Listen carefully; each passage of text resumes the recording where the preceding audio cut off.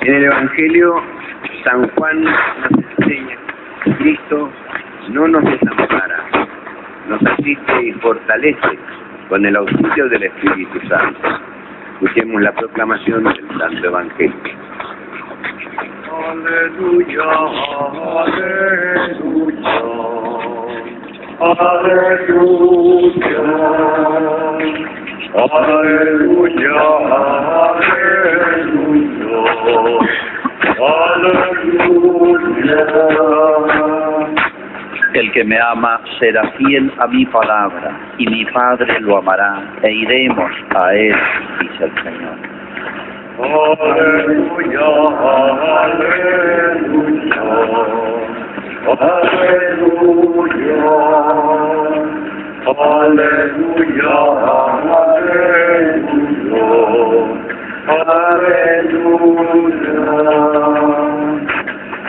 El Señor esté con ustedes.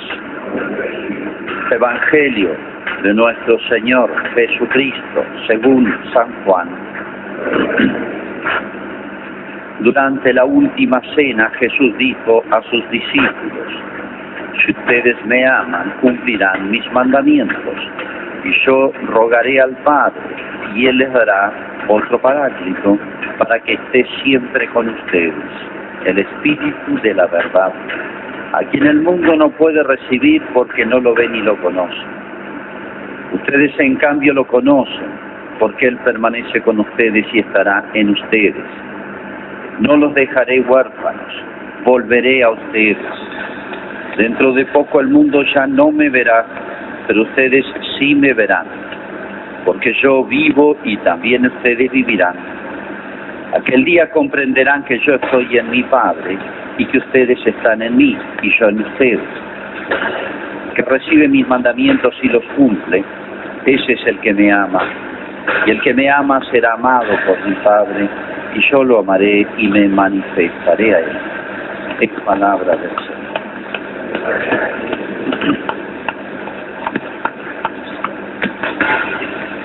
Señor Intendente, agradecemos su presencia, con Antonio Ulle, con Aranguano, presidente del Consejo Deliberante, autoridades aquí presentes, pueblo de Malargüe, y muchos que, bueno, por ser el día patrio se toman un descansito más y unas horitas más de sueño.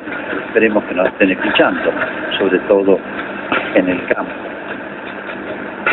Dice la Sagrada Escritura una frase que hay que tomar muy en serio: dichoso el pueblo que sabe alabar. Dichoso el pueblo que sabe alabar.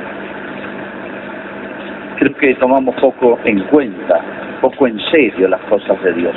Y sin embargo, Dios ha hecho y hace maravillas en la tierra si nosotros supiéramos darle su lugar.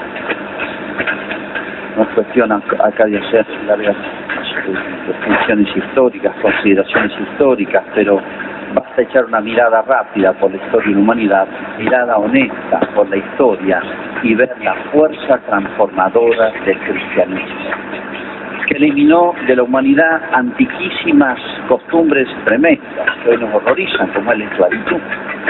El que puso las bases para la dignificación humana es el cristianismo. Por eso hablar de la familia, el valor, la consideración de la mujer, el enaltecimiento de la familia y todas las, por así decirlo, todo aquello que rige la vida familiar. Podría ser las ciencias nacieron del Evangelio. Las ciencias todas, no solamente la teología, la filosofía, sino las ciencias experimentales. La universidad es un invento esencialmente cristiano, medieval, del siglo XIII. El sentido de la justicia, y podría ser una larguísima consideración que está estudiada y hay libros, y bueno, qué lección hermosa podríamos sacar. Qué fuerza tiene el Evangelio si nosotros la atendiéramos. Pero los hombres estamos en crisis, no es que esté en crisis la sociedad o la iglesia o una cultura u otra. La humanidad, alejarse de Dios, está en crisis. Me recuerdo siempre una nación u otra, iba para Europa y en realidad va para el mundo, diciendo: si no se dejan de ofender a Dios, vendrá una guerra peor. Todos conocemos de lejos, menos mal, la Segunda Guerra Mundial. ¿Y esto qué significa? Que nos tiene que hacer pensar un poquito cómo ve Dios las cosas de la vida.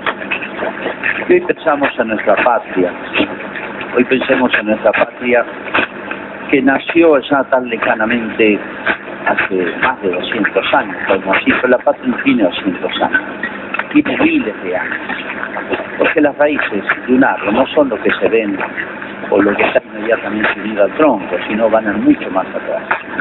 Nosotros americanos, y ojalá que tuviéramos en nuestra educación suficiente tiempo dedicado y honestidad dedicada para entender, para profundizar nuestra verdadera historia. América, no digo Argentina, América tiene una buena madre, hemos tenido una gran madre. Y analizando un poco el siglo XVI europeo, España es un milagro. Ese milagro tiene un nombre, se llama Isabel la Católica. Ella tendría que estar beatificada y canonizada. Yo dudo que haya habido en la historia de una mujer, una gobernante como Isabel la Católica.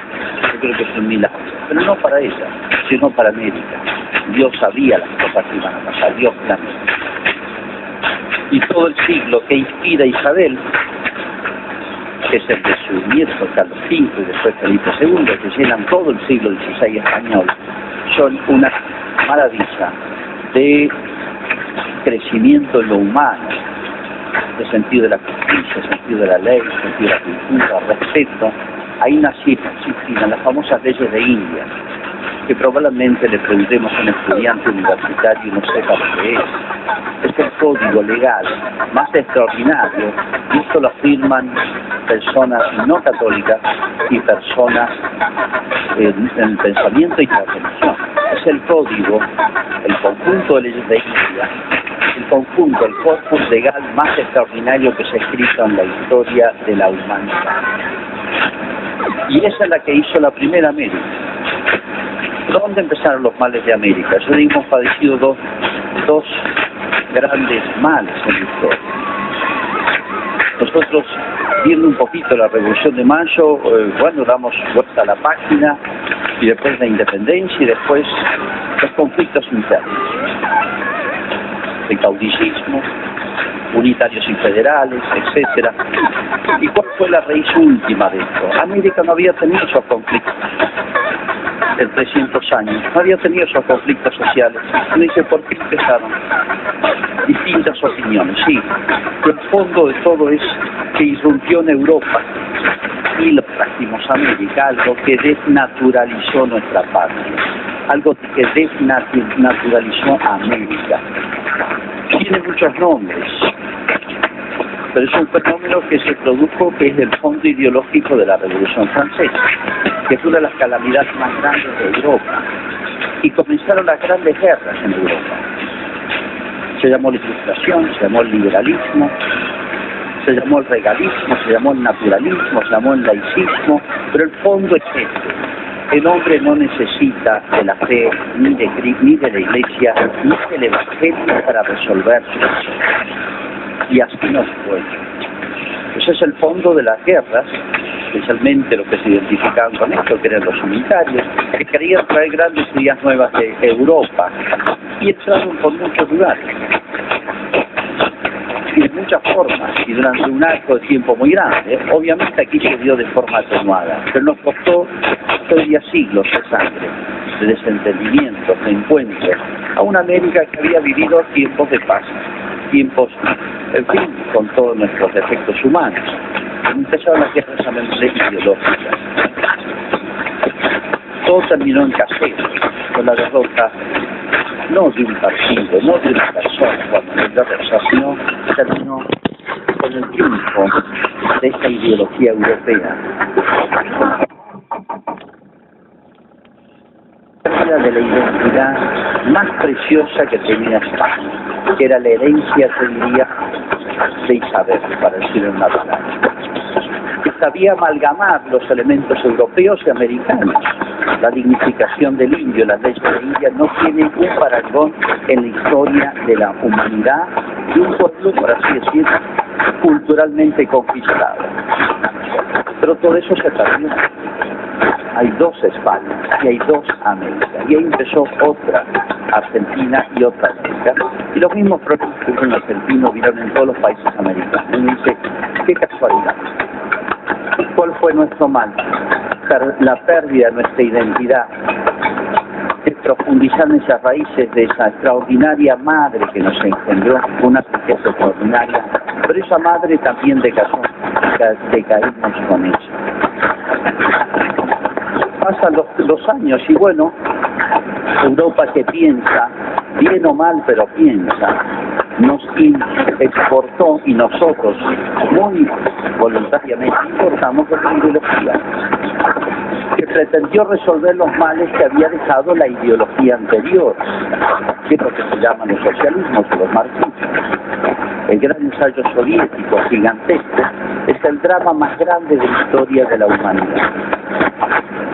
Un equipo de marxistas, húngaros, polacos, alemanes, etcétera, hizo un balance y escribió un libro de unas 1000 páginas, se llama El Libro Negro del Comunismo. Todos son y siguen siendo marxistas. Y dice, este ensayo hay que revisarlo porque dejó 100 millones de muertos solamente, una cifra provisoria.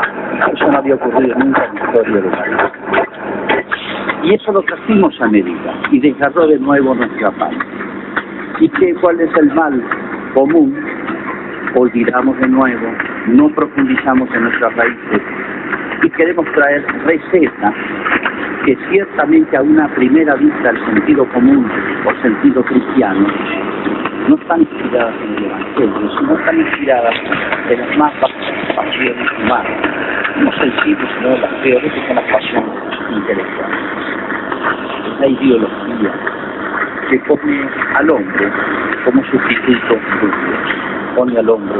Si antes se dijo, no queremos el Evangelio para resolver los asuntos humanos, este nuevo paso es como si dijera esto, no queremos a Dios, ni a Dios para resolver los asuntos humanos. La única realidad es la materia. Y la humanidad avanza a través de la revolución. Y la revolución con mayúscula es la lucha de clases. Hay que instalar en América la lucha de clases.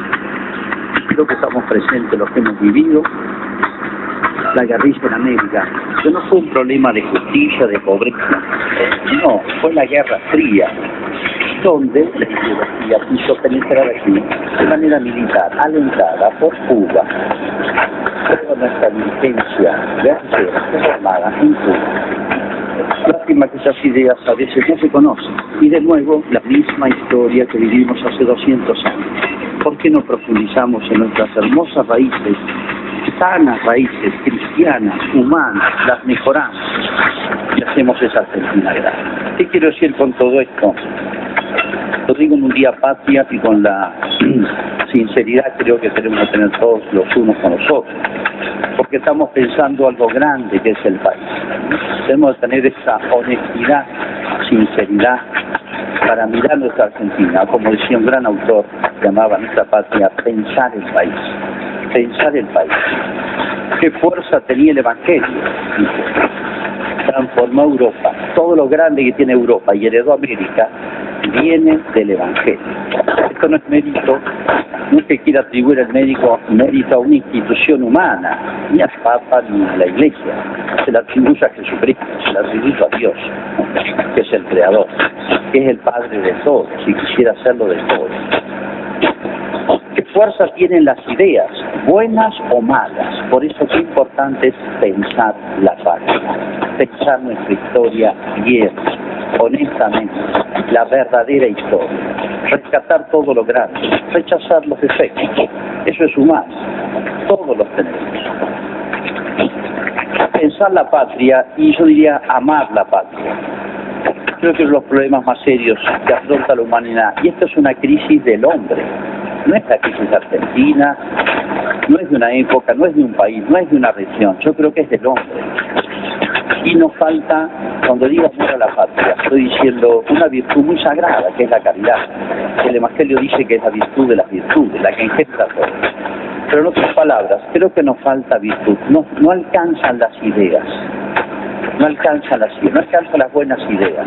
Aunque difundamos por todos los medios las mejores de las ideas, si no las asume cada uno, hoy se suele llamar valores.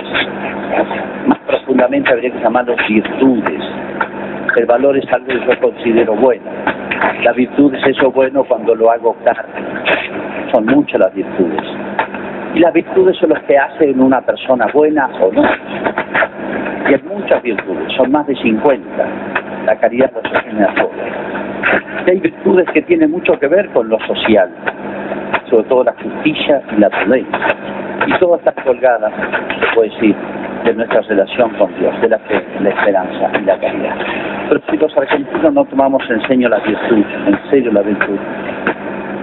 de nada sirven las buenas ideas. Esto lo sabe una persona, lo sabe una familia. ¿Qué es la virtud? Es el hábito de obrar bien. No basta tener buenas ideas. Tenemos que tener hábitos de vida buenos. De eso hablaban los griegos. De eso hablaban los griegos 500 años antes de Cristo. Un país lo construye la virtud. Y la virtud, sobre todo, en aquel que tiene más responsabilidad. Y me la atribuyo como padre. Y los padres de familia. Y todos aquellos que tienen más injerencia en el orden social. Pero todo. La virtud es lo que nos hace buenos. Es el hábito de lograr bien en todos los campos. Es el virtud. Y sin eso no se construye nada. ¿Cuánta virtud hace falta en nuestra parte? Lo contrario, la virtud tiene un solo nombre. Y ya lo dijo el Evangelio hace 2000 años. Se llama el amor de sí. Hay dos amores nomás. El amor a Dios, que trae consigo todos los bienes, o el amor a uno mismo, a veces llamado egoísmo, pero en realidad el amor de sí es algo mucho más tremendo y mucho más profundo. Amar la paz. Y ojalá de nuestras instituciones escolares, ojalá de nuestros medios, ojalá que nuestra familia estén preocupados ante todo por eso. Pensar la patria con buenas ideas, y las hay, rastreando la historia y el Evangelio, tenemos una gran herencia. Y sobre todo, la virtud. Sin eso no se puede construir la convivencia nacional jamás. En un reciente documento de nuestros obispos, que ha despertado muchas polémicas, es una reflexión. Tanto hablamos de la libertad y de la democracia, creo que no debiera molestar. Hice una frase casi síntesis en el primer párrafo. Dice: la Argentina está enferma de violencia. Y analiza las distintas formas de violencia. Yo diría que todas las formas de violencia nacen de esa falta de amor a Dios sobre todas las cosas, o mejor dicho, de virtud. Cuando no existe más que el egoísmo, el amor de sí, mis propios intereses, sean económicos, sean de hegemonía, sea de lo que fuere, cuando no interesa más que los propios intereses, estalla la familia.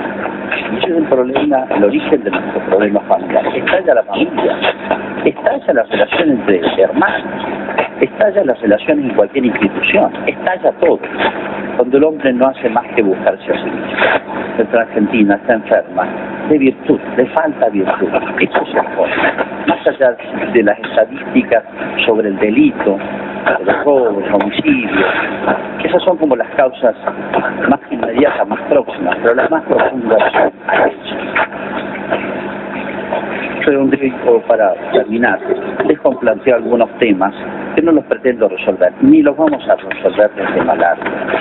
Por más que haya buena voluntad, buenos deseos, buenas intenciones, nosotros ojalá que podamos resolver nuestros problemas. Pero hay problemas que hay que, aunque no los resolvamos de aquí, hay que pensarlos desde aquí. Uno de ellos es el de la inseguridad y de la delincuencia. Esto tiene un fondo ideológico.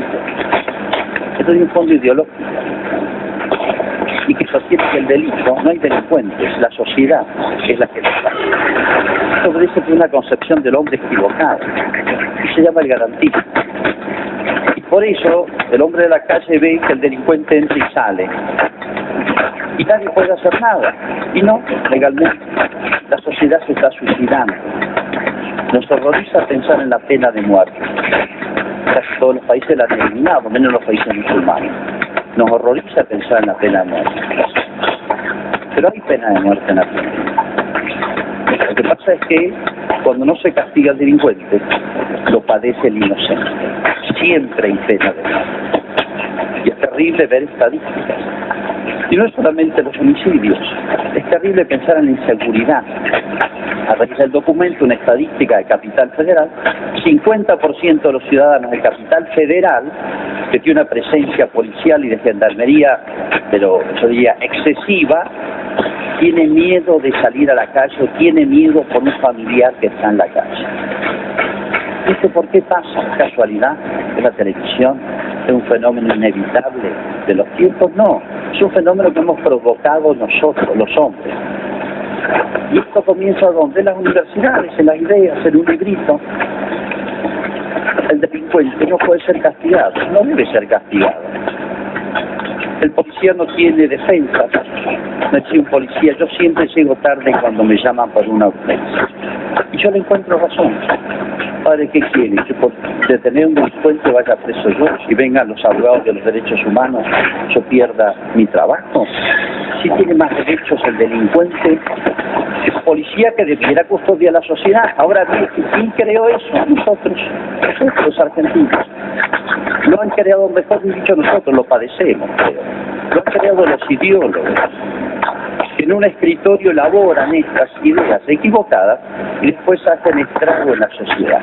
Entonces el problema no es policial, el problema no es de la calle, el problema está en la inteligencia, el problema está en la universidad, el problema está en los que piensan la Argentina mal, en los que piensan la Argentina mal y quieren después poder político. Es viejo el tema, no es nuevo, pero ahí está la última raíz.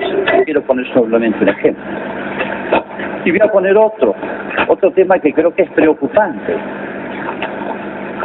Tal vez sea también picante, pero creo que hay que ser honesto. La escuela, la educación, la escuela contenedora, eso no es escuela. Hay muchos problemas en los niños, en los adolescentes. Hay que crear instituciones que resuelvan problemas de conducta, pero no es un tema de la escuela. Repartir títulos solamente, simplemente para que se tenga un título, sabiendo que no responde ni refleja nada, simplemente para que un chico no ande por la calle, no es educar, y hipotecamos el futuro argentino. Vean los países que crecen. Pienso en Japón, pienso en Corea, Alemania, etcétera. Son exigentes. Una cosa es educar y privilegiar la enseñanza y la excelencia en la enseñanza. Y otra cosa es resolver otros problemas que hay que resolverlo de otra manera, me parece. Dejo planteado el problema. Y finalmente, el último, no quiero ser exhaustivo, es el de la inseguridad jurídica, las garantías de nuestra justicia. Nos preocupa, aunque el tema llega un poquito lejanamente acá, la justicia a nivel más alto. La justicia es justicia. Si un país está dañado en su justicia, en el sentido de las relaciones de equidad, entonces está todo perdido. Si no hay garantías legales en un país. Y yo me pregunto si las hay. Y yo me pregunto si no están muy condicionadas ideológica y políticamente. Y es un problema que nos afecta a todos los argentinos en distintos niveles y de distintas formas. Y repito, no pretendo ser exhaustivo, sino desde mi lugar, desde mi obligación, y sepa que no quiero herir a nadie, sino plantear temas que los argentinos debemos resolver juntos, con buenas ideas, con buenas intenciones, con buenas razones, y las hay, las tenemos. Todos los problemas humanos pueden resolverse si el hombre quiere y acude honestamente a la ayuda de Dios. Eso es lo que pido en esta Santa Misa, pido por mi patria, pido por los que tienen las tremendas responsabilidades. Es tremendo tener responsabilidad. Es fácil a veces la crítica, pero no son fáciles las soluciones cuando los problemas están avanzados y son viejos y están arraigados. Pero Dios hace milagros. La Virgen de Luján nos ha hecho ya muchos milagros a nosotros, que creo que no merecemos. cuando Jesús le dice eso a Santa Faustina, yo digo, ¿qué diría Dios de nuestra comunidad? ¿Qué pensará Dios en este momento en nuestra patria? Que nos dé un poquito de temor de Dios. Bueno, a Dios le interesa nuestra patria, a nosotros también, creo que a todos. Y creo que tenemos que sentarnos, sí, hoy a comer locro, empanadas y tantas cosas, pero también tenemos todo el año para pensar nuestra patria y amar en serio a nuestra patria. Vamos a hacer ahora nuestra profesión.